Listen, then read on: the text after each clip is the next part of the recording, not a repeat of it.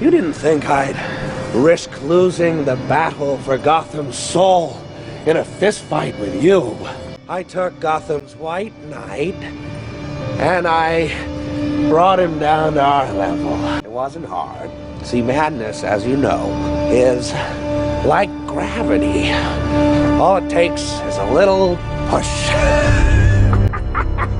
But I don't think Maggie Gyllenhaal is even that good looking. They should have picked definitely someone else that was much hotter. Could have played. I know they tried to pick someone that was more alike Katie Holmes, that looked like her facially, and she does a little bit, but not even close. Well, you know, you bring up Katie Holmes in this, and we're going to have up anyways. Yeah. Which is another good part of the story that she gets blown up, and I'll explain why later. I'm not some crazy masochist, but. You bring up the fact that if you're going to replace Katie Holmes, we're going to have a segment in this show called Casting Call, where in this particular episode, we don't know if we're going to do it in every episode that we deal with movies. Maybe we will, maybe we won't. But my casting call for Rachel Dawes was to keep Katie Holmes. or wait, because that Rachel Dawes in... now here's some cons. Here's some cons about The Dark Knight. That's one con. That Rachel Dawes, the way she played him, she was warm. She seemed friendly. She seemed like, oh, I'm not going to put up with your shit, though, you know, you're being... Whereas Katie Holmes was just cold. Mm-hmm. Cold, frigid. She was beaten down by what Gotham had become, and I would like to have seen her continue that character. If they were going to warm the character up, I would have liked to have seen Katie Holmes take that spot. So that's what we got for pros now. What about pros on The Dark Knight Rises? Ryan? Oh, man. This is the tough one. I'm going to be honest with you, I don't have one. I honestly do not have one, and I'm pretty sure that you guys are pretty much stuck on that too. I don't have one. I can't give you one. Yep, don't have one. As a pre kind of Venom Bane, I did like the way, what's his name? Help me out here. Tom Hardy? Tom Hardy portrayed him as far as his intelligence and fighting ability went. But otherwise, the rest of it, I think it just kind of got thrown together just to finish up the trilogy so they could move on to something else. After The Dark Knight, it was a huge letdown. Christopher Nolan said in his interviews before The Dark Knight Rises comes out, and I want to know if you guys think that, because I absolutely disagree. Christopher Nolan said, in this movie, we are going to fulfill the promise of the expansion of the Batcave. It was a stupid stage with a computer like any one of us that rose out of the water, and that was it. Yeah, it rose out of the water, and you saw these big, giant, structure, but that's it. I was getting ready to go into this movie expecting to see a forensics lab. Mm-hmm. I was expecting, in The Dark Knight, when he did that ballistics test, that was awesome. That was classic Detective Batman stuff. So I do have some pros on The Dark Knight Rises. The performances that were given were great. I can almost live with that movie until the end. At the end, and this is actually I'm gonna back this up here, because let's start talking about cons.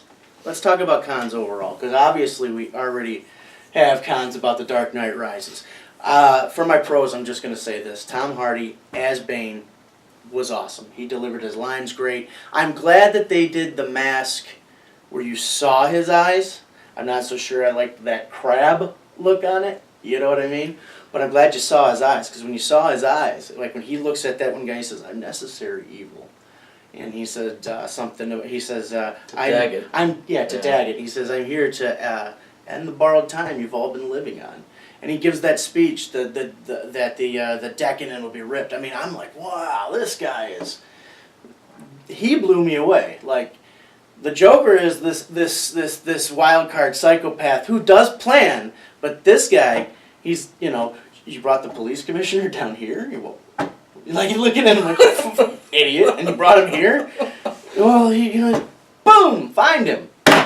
Done. I mean, he just got shit done. That's what I really liked about that. So let's move into the cons about the from Batman Begins all the way to Dark Knight Rises, and we'll start right here with you, Chris.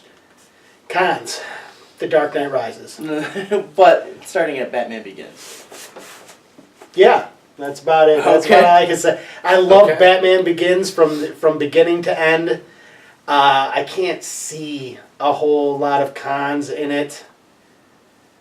Personally, there's just, I mean, Batman Begins, great origin story, moved through well, kept the action going, showed how he developed his skills, got his weaponry. Right. No real cons to it. The Dark Knight, Heath Ledger's performance was excellent, but that does not demean anyone else's performances. The entire movie was fantastic. Morgan Freeman, Lucius Fox was great in it. How, if this is here, I'm not going to be, and it destroys it at the end. Like, Bruce already knew that this was more power than anyone should have, using the cell phones to track people's movements. He knew before Fox even said anything that it was only necessary to catch the Joker. He had to. He didn't. Then you have The Dark Knight Rises, which is like, after the first two, it's just like, why didn't he use cell phones to find Bane? aw, let me get my shark repellent bat spray. Like the way the third one ended. It's like they just were like, you know what, we want to move on to Superman, so we're going to write a Batman script in 2 weeks, not fix anything, and that's what we're going to roll with. There's a story behind that. If you've heard it, he had 2 weeks. David Goyer, Christopher Nolan. This is what I've heard on the internet, and you can look this up if it's true. Fact or fiction? I leave it to you. Fact or fiction?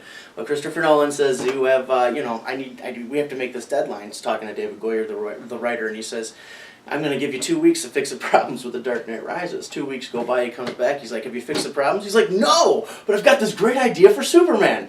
He's pitched it to him, and Man of Steel was in production the next day. So that tells me that maybe Man of Steel's the... You would have found me hung in my own apartment. What about you? What about cons all the way through, from beginning Cons, to end? I gotta say his fighting style. The fighting style that they picked, the KC fighting method, garbage. Okay, Batman was known for being a master of hundreds of fighting styles around the planet, and seeing some of the stuff, like the fight scenes, were just, being a martial artist myself, knowing what I'm capable of, and I'm nowhere near in his physical capabilities. Those fight scenes were horrible. There's no way the Joker is going to take on Batman with 2 dogs and beat him into the ground and pin him to the ground. No freaking way. Yeah. Impossible. Okay? Where were those nice little darts that he had in Dark Knight Rises that he threw in 20 dudes' necks and they all passed out for the dogs or the Joker? And just be like, yeah, whatever. and it would have made a horrible movie, but yeah, it was a big dog. Yeah, right. But even then, he was fighting how many guys in automatic weapons, but he never used his little thing, never turned out the lights on everybody. He could have knocked everybody out. No one even would have known he was even there. There was just a lot of things in there where they made it true to Batman and his fighting skill, giving him that great origin, being a part of the League of Shadows and a ninja. But in most of that movie, he never even used it, especially in Dark Knight. He rarely used his ninja abilities. In The Dark Knight, his fighting sucked. It was terrible. Flat out. The best part was when he walked in the nightclub and kicked the crap out of the 5 guys or whatever. Oh, in Dark Knight? Yeah, and other than that, in Dark Knight Rises, it was terrible. In Batman Begins, don't even get me started. The first fight scene, when Falcone walks around those containers and sees him fighting them 20 guys, and decides to get back into his car and grab the shotgun, you don't even see him moving. Yeah, okay, it gives him mysticism, but at the same time, fans are expecting to see a little bit more than the Michael Keaton, I can't move my whole body because my head has solidified my suit. Right. Yeah, so I don't mind it so much from the first one's aspect. I see what they try to do with that, what I like to call shaky camera. Sure. Because it tries to bring you into the action, and I really, really hate it. Because all it does is make things look really fast and jumbled and dizzy. Yeah. But I could see it in the first one. And the second one, they definitely should have refined his fighting style. Because he actually asked Lucius Fox to make him a suit that, it'd make him more vulnerable to knives, but he wanted more movement. Mm-hmm. He wanted to be able to move more, and they should have shown that in the second one.